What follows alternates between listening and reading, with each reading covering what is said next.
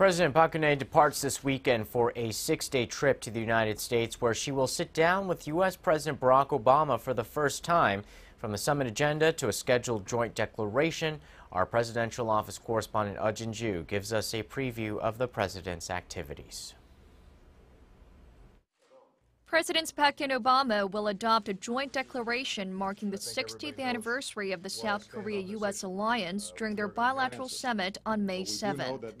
Presidential spokesperson Yoon Chang-jung told reporters Friday that the declaration will include plans to further develop the two countries' bilateral ties over the next few decades.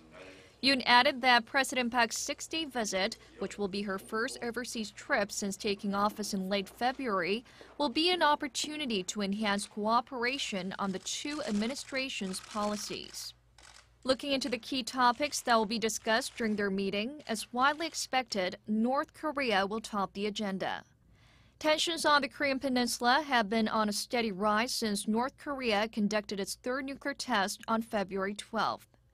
Presidents Park and Obama are expected to seek more effective ways to deal with the communist country's recent string of provocative statements and actions. The two leaders will discuss the possible postponement of the transfer of the Wartime Operational Control, or OPCON, to Seoul in 2015. President Park wants to maintain the timeline, but she has recently taken a rather cautious stance on the issue, following North Korea's recent threats. She will likely call on Obama to guarantee that Korea continues to have the right to the peaceful use of nuclear energy within a 2-year extension of a nuclear cooperation agreement between the two countries. President Park is also scheduled to address a joint session of the U.S. Congress during her stay. It's likely that she will use her speech to touch upon the North Korean issue, which is of great concern to both Seoul and Washington, to present her plan for dealing with Pyongyang and to call on the U.S. to support the policy.